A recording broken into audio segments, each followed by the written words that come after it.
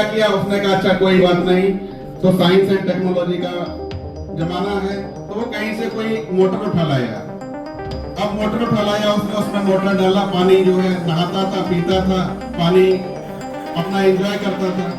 उसके बाद में उसका लड़का हुआ, लेकिन वो उसकी तरह एंजॉय नहीं कर रहा था, वो सबको गाली दे रहा था कि हमारे जो फादर थे और फोर फादर्स थे, जो हमारे दादा परदादा थे, उन्होंने हमारे लिए कुछ छोड़ा ही नहीं, कोई संसाधन हमारे लिए नहीं छोड़े, इसलिए वो सबको गाली दे रहा था कि सब पानी बर्बाद करके चले गए। तो साथियों, बच्चों, ये बात जो है उस कौवे पर लागू भी नहीं होती है, हमारे जीवन में भी लागू होती है। और इसीलिए कार्यक्रम मनाया जाता है sustainable science for better future, यानी कि हम अपनी नीड को भी पूरा करें और without compromising the need of future generation, जो हमारी फ्यूचर जनरेशन है उसकी आवश्यकताओं से विदाउट कंप्रोमाइज करते हुए अपना विकास करें। यही है हमारा सस्टेनेबल डेवलपमेंट। सस्टेनेबल साइंस यानी हमारे विकास के लिए साइंस हो, हमारे फ्यूचर के विकास के लिए साइंस हो। ऐसी विज्ञान की जो अवधारणा है, इस अवधारणा पर हमारा जो नेशनल साइंस डे मनाया जा रहा है, और पुनः इस अवसर पर आप सभी लोगों को हैप्पी नेशनल साइंस डे। और मैं अधिक देर नहीं करते हुए मैं संस्थान के प्राचार्य आदरणीय डॉक्टर शक्ति सिंह सर को जो है यहाँ पर आमंत्रित करता हूँ कि सर मंच पर आए और इस कार्यक्रम की औपचारिक शुरुआत करते हुए अपने आपके बच्चों से अनुग्रह करने की कृपा करें।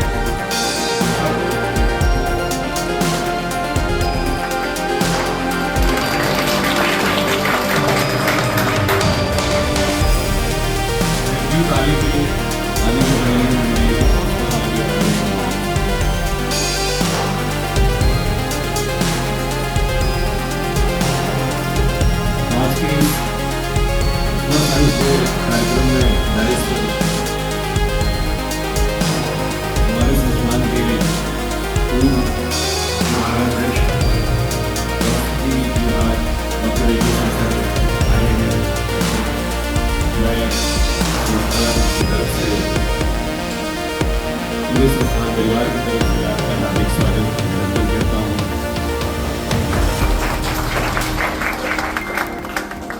मंच पर ही विज्ञान संकाय के संकाय प्रभारी और फिजिक्स डिपार्टमेंट के head professor Lalit Kumar Dwivedi ji sir हैं, आपका भी मैं स्वागत अभिनंदन करता हूँ। मंच पर संस्थान के परीक्षा नियंत्रक प्रोफेसर प्रवीण कुमार सर हैं, आपका भी स्वागत करता हूँ, अभिनंदन करता हूँ।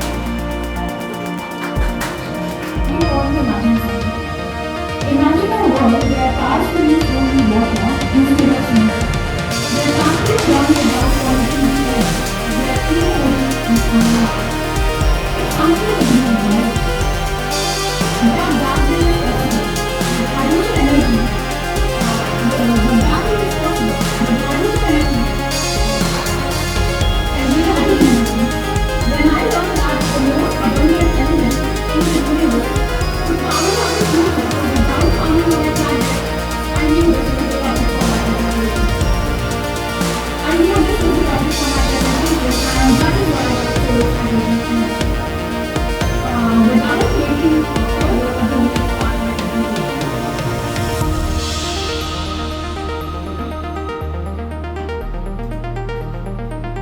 What is hydrogen energy? Hydrogen is the most abundant element in the universe.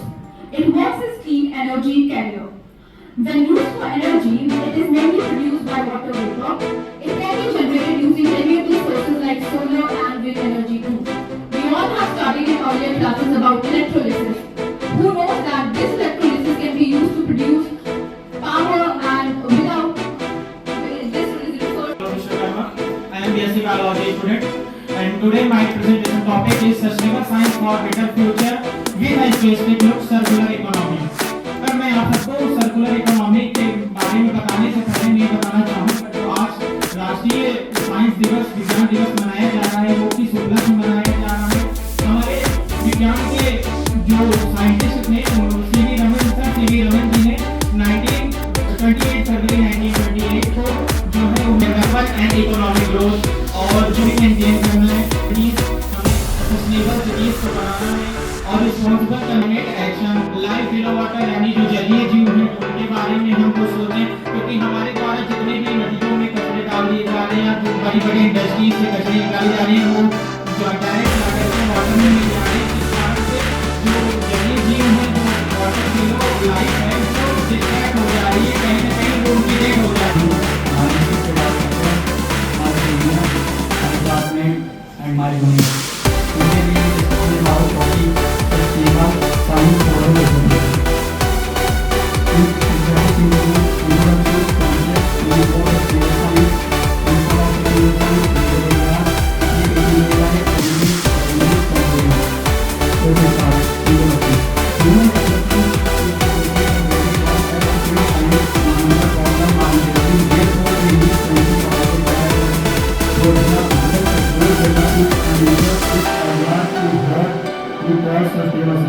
आज आप देख रहे हैं ग्लोबल बहुत तेजी से प्रगति कर रहा है, लेकिन उसके साथ बहुत सारी वातावरण समस्याएं हो रही हैं।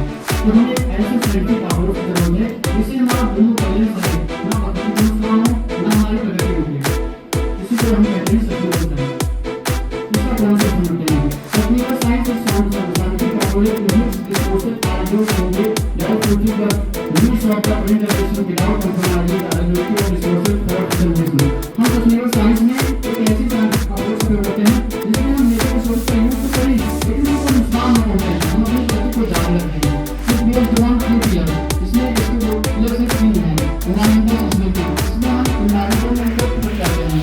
Social sustainability, We all are gathering here on the occasion of National Science Day to spread awareness about sustainable science for better future. So today and here today these are the content today I will elaborate with you. First one is definition of sustainable science.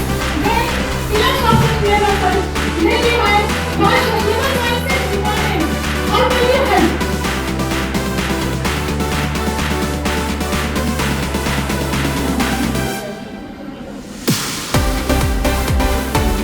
Let me begin with a simple question. Have you ever wondered, you are living in a extraordinary era of scientific achievement? Yes, growth and development on fields, industrialization is growing, and computers are increasing, science behavior, smartphones, AI.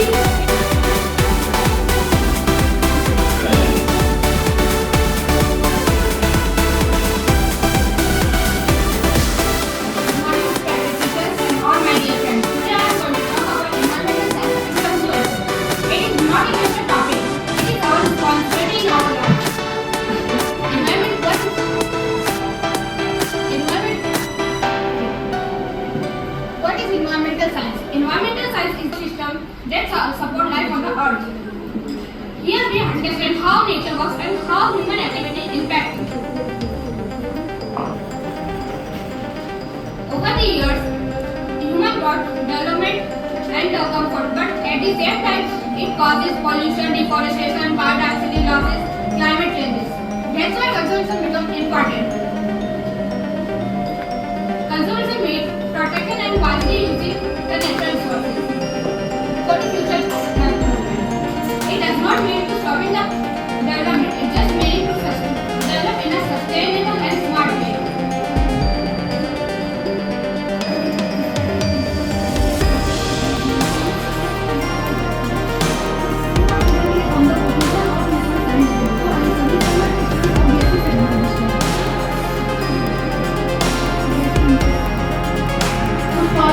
Sustainable practice.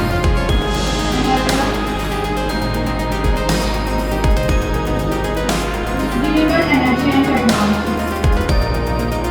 Renewable energy and technology are suited for reducing carbon emissions and depends on fossil fuels.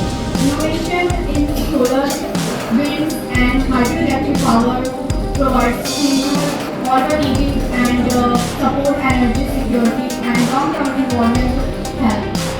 ये impactful होती है, harmful बहुत ज़्यादा होती है। India का अगर हम देखें तो इंडिया में फूड क्राइसिस किस तरीके से हो रही है।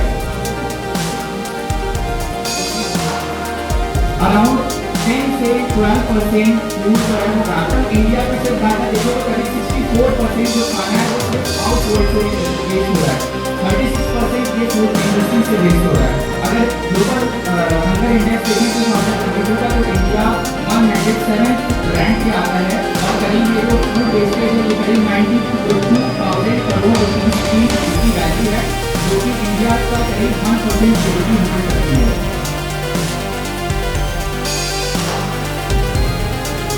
आगे देखेंगे हम लोग न्यूट्रिएंट गैप।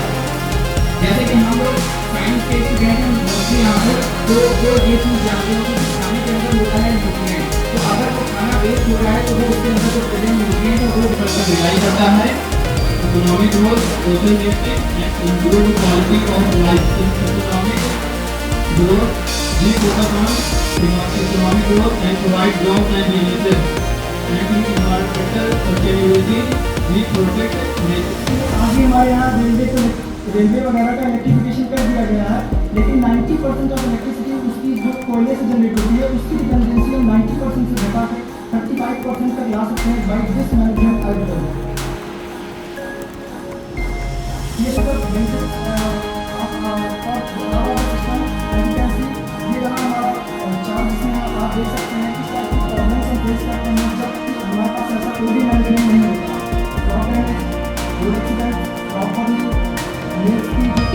इसके की आपको इलेक्ट्रिक प्रॉपर्टीज के बारे में भी जानेंगे। अगर इसके जनरल इंट्रोडक्शन की बात करें तो इसका जो पेरोक्साइड सोलर सेल है, और जब ये लाइट के कंजम्पशन में आता है तो देखिए कि सूर्य का प्रकाश जब इस पर पड़ता है तो सूर्य का प्रकाश जब एब्जॉर्ब कर लेता है तो इसमें जो इलेक्ट्रॉन होते हैं वो अपने आप से एक्टिव हो जाते हैं, और जब ये एक्टिव हो जाते हैं तो इलेक्ट्रॉन और होल अपनी अपनी साइड को अलग कर लेते हैं। The theme of our presentation is sustainable science for better interconnect of synthetic electrical energy.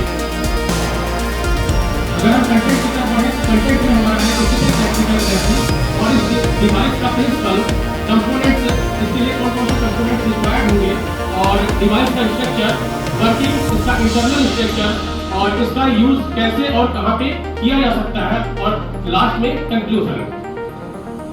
Static electrical energy का सीधा सीधा मतलब है कि किसी के चलने से या फिर फुट स्टेप के जरिए इलेक्ट्रिसिटी जनरेट करना, कि कैसे हम किसी के